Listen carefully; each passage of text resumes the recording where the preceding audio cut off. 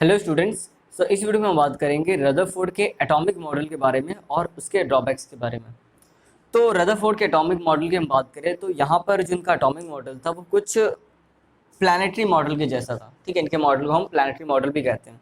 देखिए क्या है इनके मॉडल में, इन्होंने बोला कि जो एटम होता है, कोई भी एटम होगा, उसका जो उसके सेंटर पर जो, क्योंकि इन्होंने न्यूक्लियस डिस्कवर किया था, उन्होंने बोला था पूरे एटम का जो मास होता है वो इसके सेंटर पर कंसंट्रेटेड रहता है। ठीक है, और क्योंकि यहाँ पर जो मास होता है प्रोटॉन और न्यूट्रॉन की वजह से होता है, इसलिए जो प्रोटॉन और न्यूट्रॉन होगा वो इसके न्यूक्लियस में ही इकट्ठा होगा, एक साथ होगा, और जिसकी वजह से, प्रोटॉन की वजह से इसके ऊपर एक पॉजिटिवली चार्ज, मतलब यहाँ पर जो जो हिस्सा होगा वो पॉजिटिवली होगा। ठीक है, पॉजिटिव पार्ट होगा इसमें। ठीक है, और इलेक्ट्रॉन्स जो होंगे वो इसके अराउंड बिल्कुल वैसे ही रिवॉल्व करेंगे जैसे कि फिक्स्ड ऑर्बिट में रिवॉल्व करेंगे, जैसे कि सन के अराउंड बाकी प्लैनेट्स रिवॉल्व करते हैं। उसी तरीके से इलेक्ट्रॉन भी इस न्यूक्लियस के अराउंड रिवॉल्व करेंगे। ठीक है, तो यही भी इन्होंने पूरी बातें लिखी। देखिए, according to Rutherford atomic model, the positively charged particles and most of the atomic mass, ठीक है, was concentrated in a minimum volume. He called this region of the atom is nucleus. ठीक है, तो यहाँ से तो न्यूक्लियस की बात बोली। इसके अलावा देखिए क्या बोला गया, Rutherford also proposed that the negatively charged electrons revolve around the nucleus. इन्हीं न्यूक्लियस के अराउंड क्या करते हैं इलेक्ट्रॉन्स, वो रिवॉल्व करते हैं ऐसे। ठीक है, अलग अलग ऑर्बिट्स में अलग अलग इलेक्ट्रॉन्स रिवॉल्व करते हैं। So around the nucleus eight the speed of light, और बहुत तेजी से रिवॉल्व करते हैं। ठीक है, स्लो स्लो नहीं करते, at the speed of light.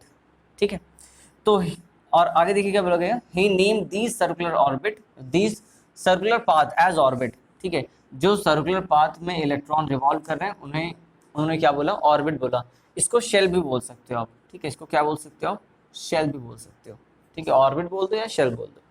तो आगे देखिए क्या बोला गया, in an atom number of electrons are equal to the number of protons, जिससे कि जो एटम की न्यूट्रलिटी है वो मेंटेन रहती है, क्योंकि ओवरऑल एटम जो होता है वो न्यूट्रल होता है। तो अगर इलेक्ट्रॉन्स प्रेजेंट है जो कि नेगेटिवली चार्ज है और कुछ प्रोटॉन्स भी प्रेजेंट है जो कि पॉजिटिवली है, इसका मतलब जो नंबर ऑफ इलेक्ट्रॉन्स होगा और नंबर ऑफ प्रोटॉन वो सेम होगा, तभी तो एटम न्यूट्रल रह पाएगा। आगे देखिए, रदरफोर्ड एटॉमिक मॉडल रिसेंबल्स, अब ये चीज़ें किससे रिसेंबल करती हैं, प्लैनेट से, प्लैनेट के मोशन से। सो this model resembles the planetary motion in the solar system. Therefore Rutherford model of an atom is also called planetary model. ठीक है, तो सिंपल मॉडल है, आप आराम से एक्सप्लेन कर सकते हो। तो यहाँ पे देखिए वही लिखा हुआ है, according to Rutherford's model of the negatively charged, according to Rutherford model, the negatively charged electrons revolve in a circular orbit around the positively charged nucleus. ठीक है, ये तो बात वही बोली है अपने मॉडल वाली। However, according to Maxwell's electromagnetic theory, अब इस थ्योरी की वजह से यहाँ पे ड्रॉबैक आएगा। So if a charged particle revolve around a positively charged particle, then it would continuously lose energy in the form of radiation. वो रेडिएशन के फॉर्म में अपनी एनर्जी लगातार लॉस करेगा। ठीक है, अब इसी थ्योरी को हम यहाँ पर अप्लाई करेंगे।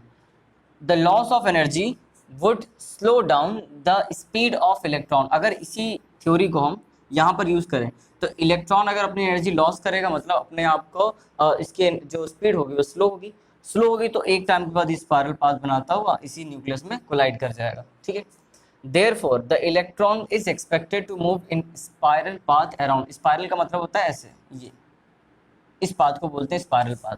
To move in a spiral path around the nucleus. In other words, the atom must not be stable. ठीक है, अगर ऐसा होगा तो एटम को स्टेबल नहीं होना चाहिए। बट वी नो दैट, हम सब जानते हैं कि एटम कैसा होता है, एटम इज स्टेबल। ठीक है, एटम तो स्टेबल होता है, इसका मतलब है कि ये एटम की स्टेबिलिटी को अपनी थ्योरी से एक्सप्लेन नहीं कर पा रहे। ठीक है, thus Rutherford model is unable to explain the stability of the atom. ठीक है, ये आपका इंपॉर्टेंट पॉइंट है। ठीक है, एक बात और ही एक्सप्लेन नहीं कर पाए थे, Rutherford could also not explain the atomic spectrum of hydrogen gas. ठीक है, हाइड्रोजन गैस और भी कई एटॉमिक गैसेस के ये स्पेक्ट्रम को एक्सप्लेन नहीं कर पाते। ठीक है, तो स्पेक्ट्रम का मतलब क्या है, इसको हम बोर्ड्स मॉडल में समझेंगे।